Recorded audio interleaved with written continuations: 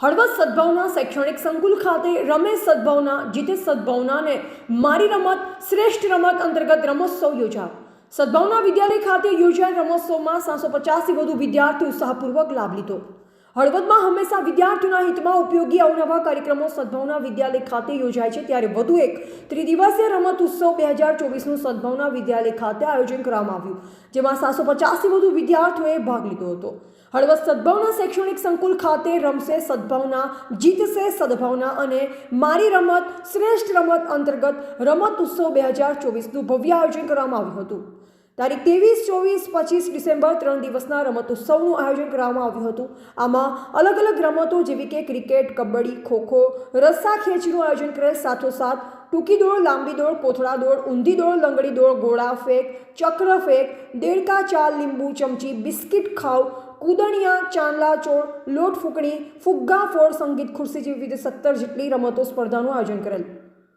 આ રમતોત્સવમાં 750થી વધુ વિધા ઉત્સાહભેર ભાગ લીધો। બાળકોમાં રહેલ શક્તિને ઉજાગર કરવા અને બાળકોના સર્વાંગી વિકાસ સાધવા માટે સદભાવના શૈક્ષણિક સંકુલ દ્વારા આ રમત ઉત્સવનું આયોજન કરવામાં આવેલ। આ રમત ઉત્સવને સફળ બનાવવા સદભાવના વિદ્યાલયના એમડી દિનેશભાઈ પરમાર સહિતના તમામ શિક્ષકો, કોચ મિત્રો અને સંચાલકોએ ભારે જહેમત ઉઠાવી હતી। હું સદભાવના વિદ્યાલયમાં ધોરણ 11 આર્ટ્સમાં અભ્યાસ કરું છું।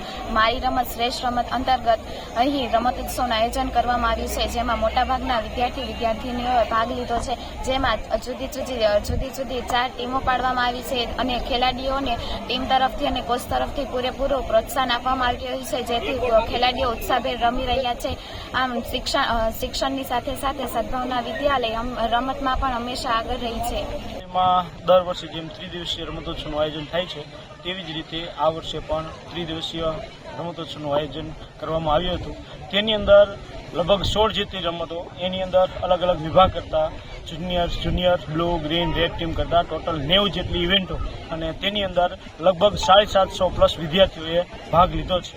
આયોજન કરવાનો મુખ્ય હેતુ એ છે કે અત્યારે જેમ સરકાર ખેલ મહાકુંભ અને વગેરે કાર્યક્રમો યોજે છે, જેથી વિદ્યાર્થીઓમાં જે જૂની કળા છે, જે જૂનું શિક્ષણ મોબાઈલ તરફ જે અત્યારે વળી ગયો છે, એ આપણે એને પાછો વાળી અને પાછો જે મોબાઈલનું ભણતર અને જે જીવન છે એ છૂટી અને પોતે જે ખેલ જમત છે, જેથી પોતાનું તંદુરસ્ત સ્વાસ્થ્ય અને શિક્ષણમાં પણ આયોજન કરી શકે, એ પ્રયાસ માટે અમે દર વર્ષે આ રમતોત્સવનું આયોજન કરીએ છીએ। જેમ પણ આ વર્ષે ત્રિદિવસીય રમતોત્સવનું આયોજન કરેલું છે, જેમાં 750થી વધારે વિદ્યાર્થીઓને પણ આની અંદર ભાગ લીધેલો છે।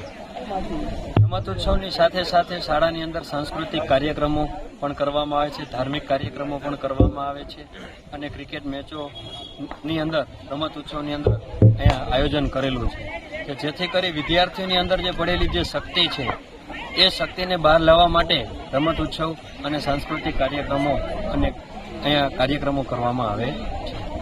3 દિવસનો રમત ઉત્સવનું આયોજન કરવામાં આવ્યું છે, જેમાં આજે ત્રીજો દિવસ છે, જેમાં ક્રિકેટ, રસ્સા ખેંચ અને કબડ્ડીનું આયોજન કરવામાં આવ્યું છે, જેમાં ફાઇનલમાં જનાર વિદ્યાર્થીઓએ ભાગ લીધો છે।